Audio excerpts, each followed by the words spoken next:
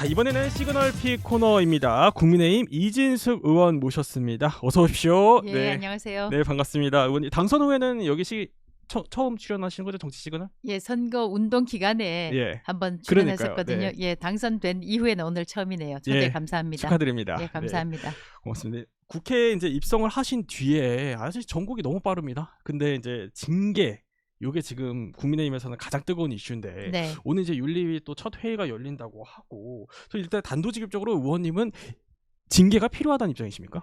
저는 예. 원칙주의자라고 말씀을 드리고요. 당헌 당규에 예. 근거해서 윤리위원회가 네. 판단하지 않을까 그렇게 기대를 하고 있습니다. 그럼 원칙적으로 보시기에 지금 판단을 아마 하실 것 같아서 의원님 보시기에는 어떠세요? 그러니까 제가 어떻게 판단한다는 건 중요하지 않을 것 같아요. 당헌 당규에 따라서 윤리위원회, 윤리위원들이 네. 판단을 할 것이라고 보고요.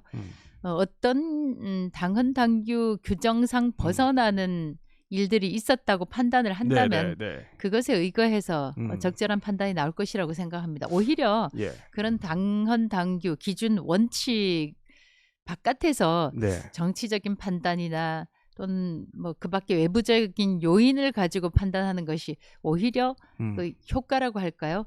그 더 부작용이 크게 나오지 않을까 그런 생각이 드네요. 외부적인 요인을 가지고 판단한다는 건 무슨 이게 이제 말씀이실까요? 뭐 정치적으로 판단하는 게 더 좋은 거 아니냐, 당의 화합을 위해서 더 좋은 거 아니냐라고 할 때 오히려 더 역효과, 역작용이 나지 않을까 그런 생각을 합니다. 그리고 이제 징계라고 하는 것이 당헌 당규로 판단을 하는 것이 반드시 강경한 결과가 나올 것이다. 이렇게 또 저는 기대를 하지는 않거든요. 규정에 따라서 적절한 판단이 나올 것이라고 생각합니다. 그러면 이제 어쨌든 징계 1호로 지금 계속 거론되는 게 소위 친한계 의원들이 무소속 한동훈 의원의 이제 활동을 도왔다 선거 기간에 이 얘기인데 요거는 당헌 당규에 좀 위배된다고 보십니까? 글쎄 제가 구체적인 사안에 대해서 제가 판단을 하는 것은 오히려 윤리위원들의 판단을 흐리게 하는 결과가 나오지 않을까요? 네. 그 개인 특정 그 의원들 개별적인 의견이 저는 이런 그 채널 A나 또 다른 방송사들의 프로그램에 나가서 개별적인 의견을 피력하는 것이 오히려 저는 윤리위원회가 판단하는데 오히려 더 방해가 되지 않을까 그런 생각을 합니다. 근데 사실 원내 의원님들의 일일이 의견 수렴을 하기 어렵기 때문에 이런 어떻게 보면 언론 인터뷰 이런 걸 통해서 의견 수렴에 나설 수는 있잖아요. 그렇기는 한데 그렇게 볼 수도 있기는 하지만 110명 의원들이 있지 않습니까? 그렇죠. 윤리위원들이 우리가 뭐 국정에 대해서 또 특정 사안에 대해서 여론조사를 하는 경우도 있기는 하지만 저는 윤리위원회 또 윤리위원장, 윤리위원들께서 의견들을 적절한 수준에서 청취를 하고 제일 중요한 것은 당헌 당규라고 생각이 돼요. 그런 기준과 원칙에 따라서 판단을 하는 것이지 의원들의 의견에 따라서 저는 윤리위원들이 판단을 하는 것도 저는 적절치 않다고 생각합니다. 네, 어쨌든 그러면은 이 판단에 대한 결과는 좀 배제를 하고요, 의원님. 사실 시점에 대해서는 말씀하실 수 있을 것 같다는 생각도 들어요. 왜 그러냐면 어쨌든 지선이 막 끝난 시점이기도 하고 당내 화합이 좀 중요하고 특히 이제 야권의 입장에서는 대여 투쟁할 수 있는 의제들이 저는 꽤 많다, 뭐 이런 생각도 들기도 하거든요. 근데 이런 상황에서 이 징계 카드를 꺼내드는 게 시점상으로는 적절한지 요거에 대해서는 말씀해 주실 수 있을 것 같아서. 그 앵커께서 시점을 말씀을 하시고 징계 카드를 꺼내 들었다 이런 말씀을 하신 것 자체가 저는 오히려 지방선거가 끝났으니까 그동안에 미뤄뒀던 묵혀뒀던 그런 일들을 처리할 시점이 아닌가 생각이 되고요. 만약에 처리해야 할 문제들을 처리하지 않고 넘어간다고 하면 저는 당의 말 그대로 기강이라고 할까요? 이런 원칙들이 오히려 무시되는 그런 결과가 있지 않을까. 잘못된 관행이 쌓이는 그런 전통이 세워지지 않을까라는 생각이 드네요. 그리고 지금 징계라고 말씀하셨는데 저는 징계 요청이 몇 명에 대해서 들어왔는지 제가 그 정보는 없습니다. 다만 뭐 수명에 대한 징계 요청이 여러 가지 들어왔다. 보도들이 나오죠. 들어왔다고 이제 보도에 따라서 듣고 있는데 반드시 그 징계 수위가 높다, 강하다 이렇게 우리가 예단을 할 필요는 또 없을 것 같아요. 예, 징계는 징계대로 중요한 절차이고 예. 또 통합은 통합대로 중요한 것 아니겠습니까? 그래서 저는 어떤 행동에 대해서는 결과가 따라야 된다고 생각을 하거든요. 그렇게 해야지만이 110명의 글쎄 뭐 물론 이제 그 단일 대우는 아니겠지만 네네. 어떻든 통합된 목소리가 나오는 선제 조건, 선결 조건이 아닐까 그런 생각을 해봅니다. 당의 기강 확립 차원에서는 좀 필요하다 이렇게 네. 보시는군요. 그런데 요 하나만 더 여쭤보면 정점식 원내대표가 사실은 앞서 인터뷰에서는 당 기강 확립은 징계를 통해서 되는 게 아니다 또 이렇게 말씀을 하셔서 그럼 원내대표의 생각에는 동의하기 어렵다 이런 말씀이실까요? 아니요, 그건 전혀 아니죠. 징계만으로 되는 것은 아니죠. 통합 자체가 당의 기강 확립이 징계도 필요하고 통합을 위한 평화스러운 절차도 필요한 거죠. 그러니까 양강이라고 강원이라고 같이 가야 된다. 네, 같이 가야 되는 거죠. 이 징계나 어떤 그 공식적인 기준과 원칙을 따져야 될 절차도 있는 것이고 또 통합과 화합을 위한 절차도 필요한 것이고요. 양쪽 다 필요한 당을 위해서 필요한 과정 절차가 아닌가 생각을 하고 있습니다. 알겠습니다. 의원님 한 2주 전쯤이었나요? 그 의원총회에서 이제 의원이 참석하셨는데 거기서 장동혁 대표가 사퇴할 이유는 없다 또 이렇게 말씀하신 걸로 언론 보도를 통해 전해지고 있습니다. 당시 이제 이게 맞는지도 궁금하고요. 장 대표가 버텨야 된다 이렇게 사퇴할 필요가 없다. 이렇게 보시는 이유도 궁금합니다. 이제 언론에서 장 대표 거취에 대해서 관심이 많잖아요. 저는 제가 초대에도 말씀을 드렸지만 저는 원칙주의자입니다. 당 대표에 대한 거취는 당원들이 저는 결정해야 한다고 생각을 하거든요. 당원들이 뽑은 당원들이 선출한 당 대표이기 때문에 그 당 대표의 거취를 결정하는 것은 당원들이다. 이렇게 생각을 하고 있습니다. 그리고 이번 지방선거 6.3 지방선거 이전에도 이 당대표가 물러나야 된다라는 의견들이 나왔었거든요. 그래서 일부에서 그런 요구들이 분출했을 때 어떻게 반응을 했느냐. 그래도 지방선거 때까지는 기다려야 한다. 지방선거의 성공을 위해서 이때 당대표가 거취를 결정한 사안은 아니다. 이렇게 우리가 잠정적으로 결론을 냈지 않습니까? 그리고 이제 지방선거가 끝났고 또 물러나야 한다고 사퇴해야 한다고 주장하시는 분들은 이제 지방선거도 끝났고 거기다가 지방선거 결과가 패배이니까 이제 그분들도 패배로 규정을 하고 이제는 물러날 시점이다 이렇게 말씀을 하시거든요. 근데 만약에 그렇게 그분들의 의견이 옳다고 우리가 전제를 한다면 이분들은 이미 6.3 지방선거 이전에 물러나야 된다고 말씀을 하셨잖아요. 그러면 결국은 그 이유 6.3 지방선거에 그렇죠. 선거와는 상관이 없이 당대표가 물러나야 된다고 주장을 했던 거를 입증하는 거나 마찬가지 아닙니까? 그러니까 만약에 그분들이 지방선거 이전에는 사퇴 요구를 하지 않다가 지금 사퇴로 요구를 한다고 하면 지방선거 결과가 패배다라는 그분들의 의견에 일견 동조를 할 수 있겠지만 그분들은 뭐 제가 기억하기에는 상당수 사퇴를 주장하시는 분들은 6.3 선거 이전부터 주장을 해 오셨던 분들이잖아요. 그러니까 이분들은 지방선거와는 상관없이 계속해서 주장을 해왔던 분들이다 라고 하는 것밖에 안 되기 때문에 거기에 동조할 수 없다. 그렇죠. 그리고 말씀드린 대로 당은 당규에 구체적으로 어떤 상황에서 당대표가 물러나야 된다라고 규정된 그 부분에 그러니까 선거와 관련된 그런 부분은 저는 없는 걸로 알고 있어요. 2년 이 임기이고 그다음에 선출된 최고위원들 가운데 4명이 물러나게 되면 자동적으로 그 지도부는 이제 끝나는 것이다. 와야 되는 것이다. 그렇게 저는 알고 있거든요. 그렇게 되니까 지방선거에 대한 지방선거 특히 이제 그 패배라고 규정을 하고 패배에 대한 책임을 지고 물러나라라는 것은 저는 기준과 원칙 에는 맞지 않는다. 많지 않는다. 예. 그러니까 역으로 말씀을 해주신 거를 돌려보면은 결국 이 지방선거에 대한 책임론을 장 대표에게 물어서는 안 된다 이렇게 해석이 되네요. 저는 그렇게 생각을 하고 있죠. 왜냐하면은 저는 이번 지방선거가 예. 패배라고 저는 생각을 하지 않거든요. 왜냐하면은 이미 앵커께서도 말씀을 하셨고 우리가 대화를 나눴지만 네. 지방선거 이전부터 당대표가 사퇴를 하는 것이 지방선거에 도움이 된다. 심지어는 목소리가 있었다. 예. 심지어는 지방선거 운동 기간에도 장 대표가 오지 않는 것이 도움이 됐기 때문에 가급적이면 당대표를 오지 않도록 했다. 이런 식의 의견이 나왔었잖아요. 그거 자체가 저는 선거에 도움이 되지 않는 행동이라고 생각을 했기 때문에 그런 어려운 와중에서 이 정도면 저는 선전했다. 선방했다. 이렇게 생각을 하고요. 처음에는 15대 1이 될 것이다. 이런 이야기가 나왔지 않습니까?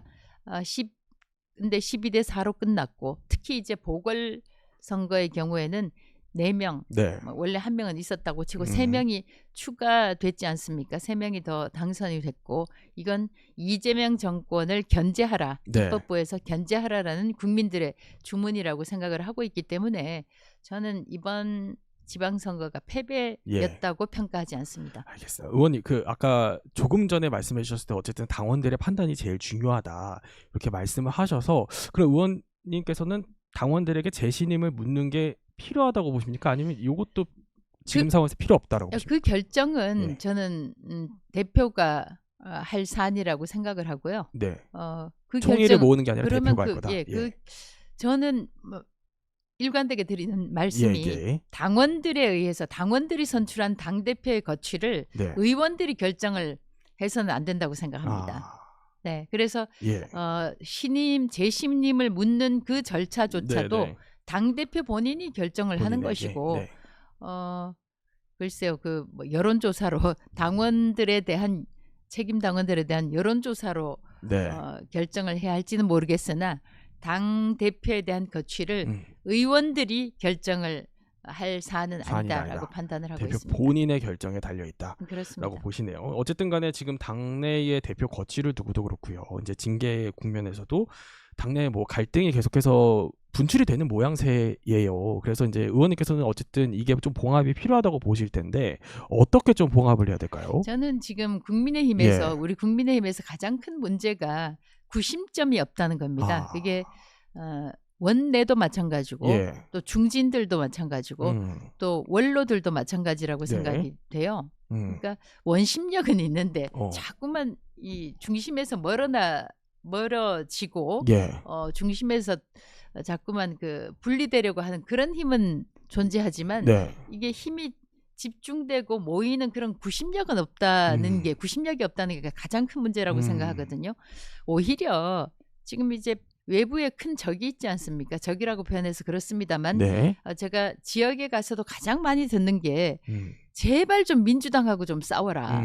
싸움 좀 참 그렇지 않아도 투사라는 별명도 있습니다만 그 국민의힘이 싸우지 않고 있다라는 그런 국민들의 말씀이 지역 주민들의 말씀이잖아요. 그 뭐냐면은 국민의힘은 계속 내부 싸움만 하고 있는 형세이고 조금 전에 징계나 통합이냐 물어보신 것도 그걸 전제로 해서 물어본 질문이라고 본다면 외부에 지금 공소 취소를 하고 국민 주권 정부라고 하면서 투표 용지도 제대로 배급을 하지 않아서 투표 자체가 제대로 이루어지지 않았단 말입니다. 저는 이번 6.3 지방선거가 오염이 됐다고 생각을 하는 사람 중에 한 사람인데 그럼에도 불구하고 이런 문제 또 상임위원회 같은 경우도 지금 민주당이 사실상 저는 여기가 노동당이냐 이렇게 묻습니다. 민주당 혼자서 지금 국회 입법부 상임위원회를 이끌고 가겠다는 뜻 아닙니까? 18개 중에서 11개를 자기네들이 가지고 가고 상임위원장도 이미 다 임명을 했습니다. 그런데 이런 와중에 당 지도부의 힘을 모아주는 것이 아니라 오히려 자꾸만 내부에서 사퇴해라, 물러나라 이런 이야기만 하고 있거든요. 그런 정당이 제대로 보이겠습니까라고 이제 이야기를 하려고 하다가 제대로 된 싸움 상대라고 생각하겠냐 이 말이죠. 민주당에서. 그렇지 않습니까? 의원님 그런데 구심점이 없다라고 말씀을 해주셔서 구심력이 약하다. 이거는 사실 당의 구심 역할을 하는 건 대표인데 대표의 힘이 약해서 그런 건 아닐까요? 아니 그러니까 제가 이제 계속 드리는 말씀이 제가 비유로 이런 말씀을 드리는데 미사일이나 창이나 칼이나 무기로 쓰이는 모든 그 무기들을 보면 종류들을 보면 이 앞이 뾰족하잖아요. 이 힘들이 집중이 돼서 어떤 곳에 꽂혔을 때 피해를 낼 수가 있단 말이에요. 그러니까 그런 힘을 힘이 모이는 그 부분은 지도부여야 하는데 자꾸만 그 지도부의 힘을 안 실어주고 있잖아요. 힘을 안 실어주고 있는 거다. 그렇지 않습니까? 자꾸만 물러나라고 하는데 힘이 모이겠습니까? 저는 그래서 민주당하고 국민의힘하고 비교를 해보면 압도적으로 국민의힘이 비대위원회가 많습니다. 그 이야기는 뭐냐 하면 그래서 심지어는 대선 후보도 외부에서 지금까지 많이 모셔왔죠. 지도부를 도대체 인정을 하지 않는 그런 전통이 국민의힘 내부에 있어요. 저는 이런 전통 지금이야말로 새로운 전통을 세워야 할 때다. 당대표 임기 채워주고 그다음에 이제 뭐 지금은 장 대표가 차기 총선에서 공천권을 가진 대표는 아닙니다. 그죠?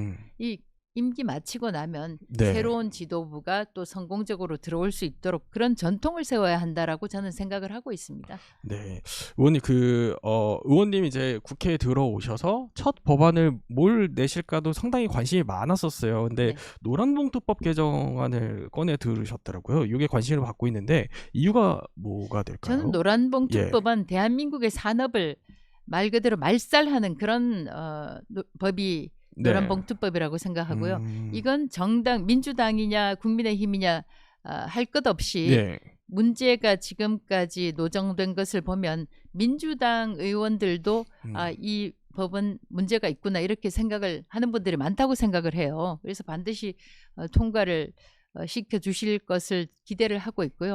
뭐 앵커도 잘 아시는 대로 우선은 뭐 광화문에서 제가 마침 집회 현장을 지나갔는데 진짜 사장 나와라 이렇게 주장을 했지 않습니까? 그래서 사용자의 권한을 사용자의 범위를 정확하게 규정을 해야 되고 이게 뭐 하청업체의 근로자들이 계속해서 원청의 사장 그러니까 예를 들면 삼성전자의 하청업체들의 근로자들이 나와서 이재용 회장하고 협상하겠다라고 하는 경우가 사실 상식적이지 않지 않습니까? 글로벌 기업이라는 삼성전자나 SK하이닉스 같은 경우에 그런 그 문제 사용자 범위를 정확하게 규정을 해야 되고 이런 경우에 또 어떤 문제가 있냐면 원청업체가 하청업체들의 작업장에 예를 들면 산업 안전과 관련된 조치를 더 제대로 해놓았을 경우에 그 원청업체가 하청업체들의 그러니까 사장, 진짜 사장인 거죠. 말하자면 사용자가 될 가능성이 더 높다는 거예요. 이게 무슨 뜻이냐면 예를 들어서 현대자동차라고 하면 하청업체가 이 현대자동차의 작업장에 들어왔을 경우에 분진이라든지 이런 게 발생할 경우에 여기에 이런 것을 막을 환경을 만들어 놨다고 하면 더 좋은 환경을 만들어 놨다고 하면 현대자동차의 회장이 정의선 회장이 사용자가 될 가능성이 더 높게 만들어 놓은 게 노란봉투법이란 말이에요. 그러니까 오히려 하청업체의 근로자들을 보호하기 위해서 해놓은 조치가 오히려 이런 노란봉투법의 저촉을 받게끔 하는 그런 게 있고 대체 근로도 지금은 전면 금지가 돼 있는데 대체 근로도 허용하는 그런 식으로 개정안을 냈습니다. 그렇군요. 의원님 하나만 더 여쭤보면 내일부터인가요? 그 정보통신망법 개정안이 이제 또 시행이 되고 이걸 지금 야권에서는 입틀막법이다라고만 하면서 이제 반발을 하고 있는데 의원님은 어떤 점이 좀 우려되세요? 그러니까 저 같은 경우도 사실 국회의원들은 국회 내에서 발언할 경우에는 좀 보호를 받지 않습니까? 근데 저조차도 이런 프로그램에 나올 때 말조심을 훨씬 더 많이 하게끔 그런 생각을 미리 하게 되거든요. 그러면 이제 예를 들어서 100만 유튜버나 뭐 10만 유튜버나 이런 사람들이 상당한 근거를 가지고 예를 들어서 어떤 문제 이슈에 대해서 비판을 할 때 이런 부분에 대해서 훨씬 위축을 하게 될 것 같아요. 그리고 이제 소위 허위 조작 정보라고 할 경우에 네. 이 허위 조작 정보를 그럼 누가 판단할 것인가? 그리고 이 판단을 하는 주체가 처음에 1단계로는 플랫폼 그 회사들이 가지게 되잖아요. 예. 그러면 이제 일단 플랫폼 회사들로 그게 유튜브든 아니면 페이스북이든 이런 회사, 네이버든 이런 그 회사들로 신고가 들어갈 때 1차적으로는 이 플랫폼 회사들이 결정을 해야 되는데 이 플랫폼 회사들 자체도 위축을 1차적으로 하게 되잖아요. 그러니까 아까 조금 전에 앵커께서 입틀막이라고 하셨는데 훨씬 그 이슈들에 대해서 발언권이 약화가 될 것이다. 그런 생각을 하게 되네요. 그리고 최대 5배 징벌적 손해배상을 하게 되니까 10억까지 상당히 위축이 많이 될 걸로 생각이 됩니다. 걱정이 됩니다. 그렇군요. 또 이런 우려점을 말씀해 주셨는데 의원님 끝으로 저 하나만 더 궁금해서 여쭤보면 아까 그 장 대표 거취 문제에 대해서는 장 대표 스스로 풀어야 한다, 뭐 이제 결자 해제해야 된다 이런 취지로 말씀을 해주셨고 의원들이 어쨌든 장동혁 지도부에 힘을 실어줘야 된다 또 이렇게 해법을 제시해주긴 하셨지만 이게 지금 다 둘 다 요원해 보여요. 제가 보기에는. 그러면 이 갈등 전국이 그대로 갑니까 계속? 지금 그러니까 제가 어떤 면에서는 참 그 언론의 속성 자체가 그 싸움 붙이면 또 시청자들이 재미있어 하니까 제가 뭐 일반화해서 언론이 국민의힘 당내 갈등을 싸움을 오히려 부추긴다 이렇게는 얘기를 안 하겠습니다. 그런데 지금 제 질문 싸움을 붙이는 게 아니고 질문하시는 거가 퇴로가 안 보여서 여쭙는 겁니다. 그러니까 이제 저는 지도부에 힘을 실어줘야 된다는 그 원칙적인 말씀을 드리는 것이고 아까 앵커께서 어떤 말씀하셨냐면은 장 대표가 스스로 거취를 결정해야 된다 이렇게 한 문장으로 얘기를 하면 좀 장 대표가 사태에 관련해서 결정해라, 거취 결정해라라고 얘기하는 것처럼 들리는데 그게 아니라 당원들이 뽑은 당 대표이기 때문에 당원들이 어떤 그 결정을 하기 전에는 대표는 임기를 채워야 된다. 그게 제 주장이고요. 알겠습니다. 그런 전통이 국민의힘에서 지금부터 시작되기를 저는 강력하게 희망을 하고 있습니다. 또 당원 당규 원칙에 따라서 모든 것이 처리되어야 된다. 그 말씀을 하셨군요. 지금까지 국민의힘 이준석 의원님과 함께했습니다. 감사합니다. 감사합니다.